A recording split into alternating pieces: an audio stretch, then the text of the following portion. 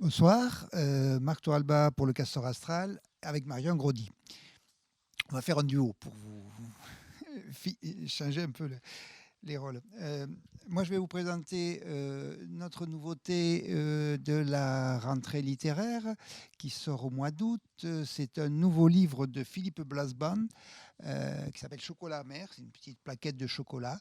C'est un Belge. Le chocolat n'est pas noir, il est amer.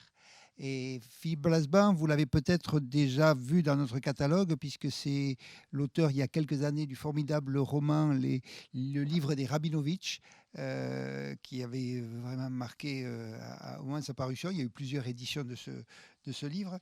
Philippe Blasban est aussi auteur de nombreux livres chez d'autres éditeurs. Les premiers livres étaient chez Gallimard. Et c'est surtout un scénariste de cinéma et un auteur de théâtre. Au cinéma, par exemple, il a fait des scénarios de pas mal de films. Il est aussi réalisateur. Il y a des Nathalie Baye, Isabelle Carré, Benoît Poulvorde qui ont joué dans ces films. Et un de ces derniers films qui a eu, enfin, il y a quelques années, mais qui s'appelait Irina Palm, avec la formidable Marianne Faithfull dans un rôle assez inattendu. Voilà, c'était Philippe Blasban, le scénariste de ce film. Là, il nous a surpris à nous proposer un manuscrit qui différait un peu de ce qu'il faisait d'habitude, même si c'est un auteur assez éclectique. Parce que c'est du polar, mais du polar belge, je dirais, avec des personnages typiques, avec une vision assez étonnante et déroutante de Bruxelles. C'est aussi un guide touristique du Bruxelles qu'on ne connaît pas trop. C'est un Bruxelles plus populaire, avec toute une série de personnages très hauts en couleur, très typés, très différents les uns des autres.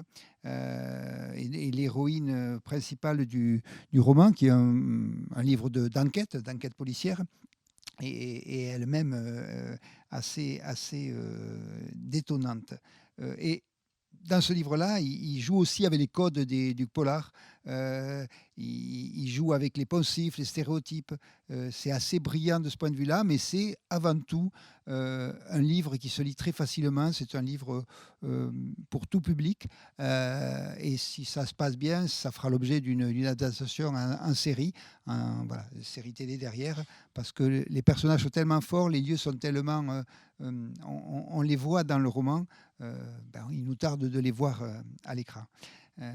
C'est aussi une chronique un peu mordante et corrosive de la société, de notre société, et en particulier la belge, mais qui finalement n'est pas si loin de la nôtre. Et ensuite, je vais laisser Marion qui va vous présenter d'autres nouveautés de la rentrée. Alors, ce n'est pas uniquement des livres, mais c'est un habillage. Oui, une nouvelle collection. Enfin, maquettage. Donc on a aussi pour la rentrée une nouvelle aventure, un gros projet, vu qu'on va remaqueter la collection grand format poésie, et également elle englobera tous nos textes autour de l'oralité. On a travaillé avec Magali Giraudot, avec qui on avait déjà travaillé pour notre collection Poche Poésie. On a fait le choix de couvertures colorées, typographiques et graphiques. Et on continue à développer notre nuancier astral qu'on a débuté avec Poche Poésie. Cette fois, on a fait le choix de travailler sur le motif. Pour l'instant, on en a 3, mais d'autres vont venir enrichir la collection au fur et à mesure. Pour nous, le motif dans cette collection est une véritable porte d'entrée dans l'univers des auteurs. Et ils vont insuffler l'essence du texte. On a également 2 nouvelles gammes de couleurs, plus pastel et des couleurs vives. Une idée de mouvement, puisque les motifs vont se propager sur tous les éléments de la couverture et du dos. Et donc les premiers titres seront le récit de Thomas Vino, le récit des gouffres, et un recueil d'Alexandre Bonnet-Tyril, Belle Gouverne.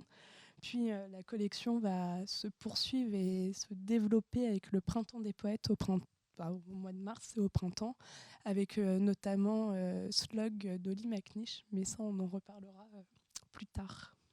Voilà.